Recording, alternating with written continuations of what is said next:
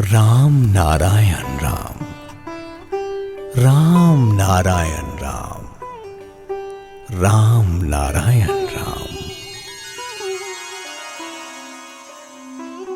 सूर्य, चंद्र, ग्रह, नक्षत्र, सागर, पर्वत इत्यादि का वैज्ञानिकों ने जो वर्णन दिया है, उससे हम लोग वो क्या है कुछ जान पाते हैं।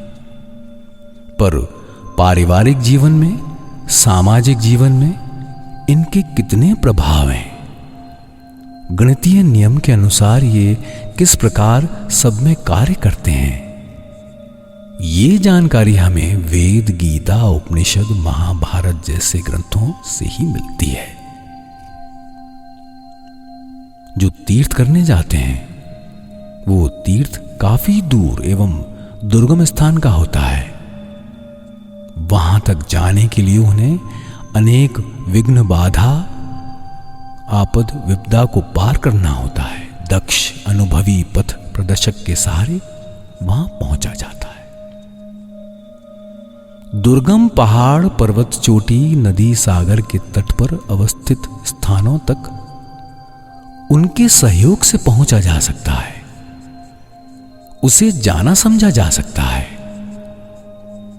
सोचते सोचते मन पर्वत की तरह, ऊंची नदी की तरह विशाल, सागर की तरह गंभीर हो उठता है। रामायण, महाभारत एवं गीता ने हमारे उसी पथ प्रदर्शक का कार्य किया है। धापे धापे कैसे बढ़ते रहने पर सूर्य के संग, सागर संग, पर्वत के संग, प्रकृति के संग एकात्म हुआ जा सकता है।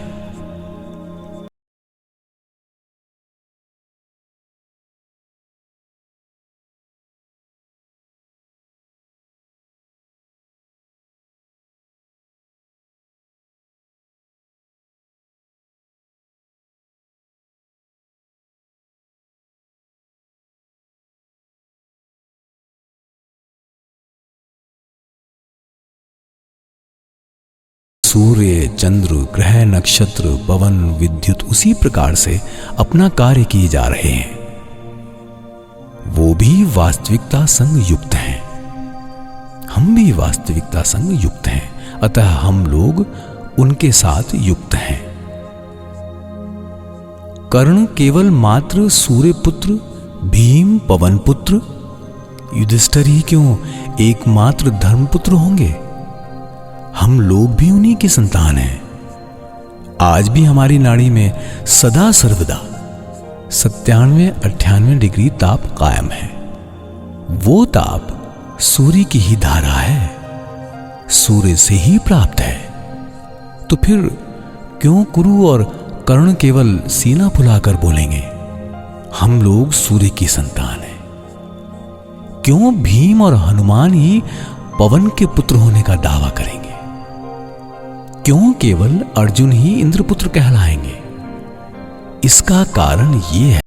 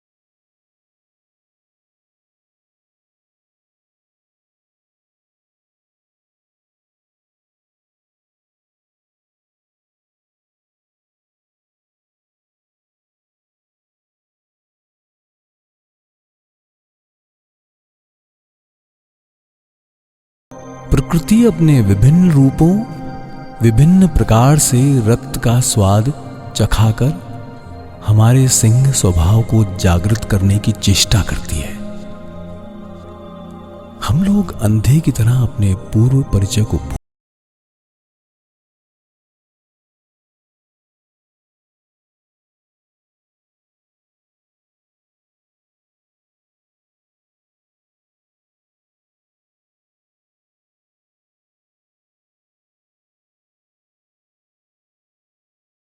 पवन की व्याकुल दौड़ से, नदी सागर के उछाल से, वर्षा की अविरल धारा से, मेघ की भयंकर गर्जना से, विद्युत की भ्रकुटी से, सूर्य के ताप से, स्वजनों के लिए प्रकृति का उद्वेग, व्याकुलता, स्नेह, प्रेम, अभिमान, भर्त्सना सब कुछ सुनाई देगा। तुम्हें क्या कभी महसूस नहीं हुआ सृष्टि की ये आवर्तन विवर्तन क्या है? सूर्य एक बार उदय तो एक बार अस्त होता है। सागर भाटा के समय जाने कहां खसक जाता है और ज्वार के समय फूल कर फफाने लगता है। नदी में कभी दियारा भूमि बन जाती है तो कभी दोनों किनारों को डुबोकर नदी कहीं बाढ़ की सृष्टि करती है। पहाड़ पर्वत भूमिकंपन से विध्वंस हुए हैं तो किसी प्राकृतिक घटना के कारण ऊंचे हो गए हैं। घूम फिर कर ऋतु चक्र आता जाता रहता है। इन सभी की क्या आवश्यकता है? इन्हीं आवर्तन विवर्तन परिवर्तन के मध्य प्रकृति अपने दैनिक नियमों का संकेत देती समझा देती है।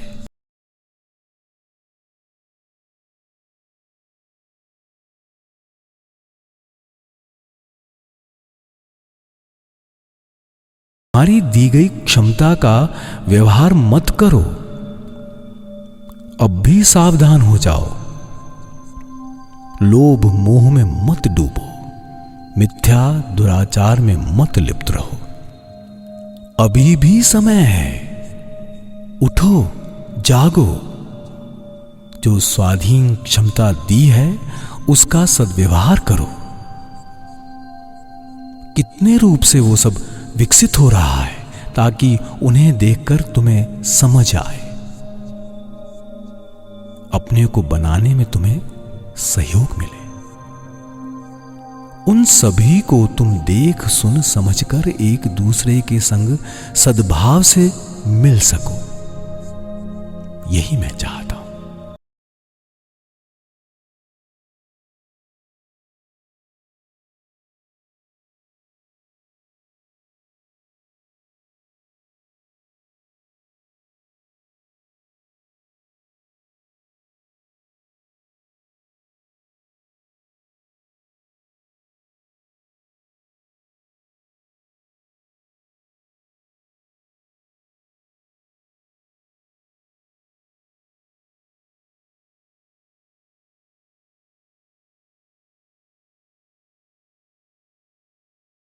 ने उन्हें क्या समझाया कि अर्जुन मन की दुर्बलता त्याग कर युद्ध के लिए तैयार हो गए। आपका सवाल का जवाब मैं देता हूं, पर पहले ही तो बताया है, ये सहोदर अपने ही शरीर और मन की विपरीत शक्तियां हैं। सृष्टि के अनुकूल एवं प्रतिकूल दोनों ही शक्ति मूल शक्तियों के ही अंग हैं। इसीलिए उन्हें कहा जाता है सहोदर, स्वजन, मित्र, कुटुंब।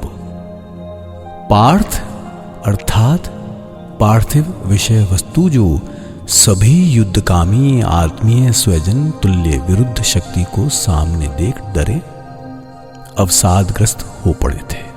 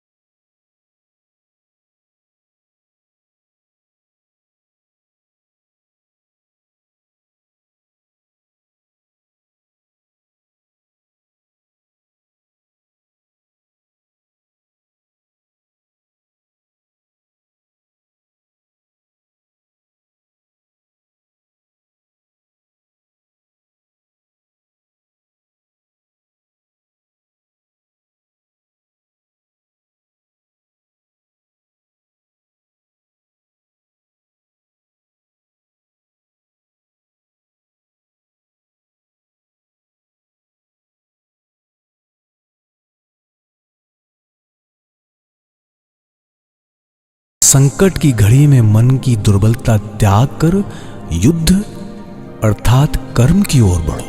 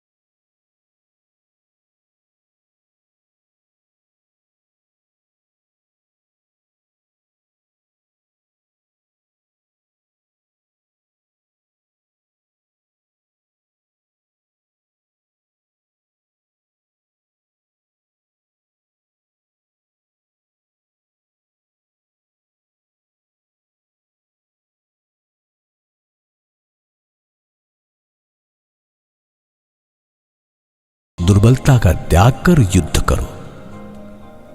अपने ज्ञान रूपी गांडीव को हाथ में उठा लो। ज्ञानी मन को समझाओ और दुष्ट शत्रु का विनाश करो।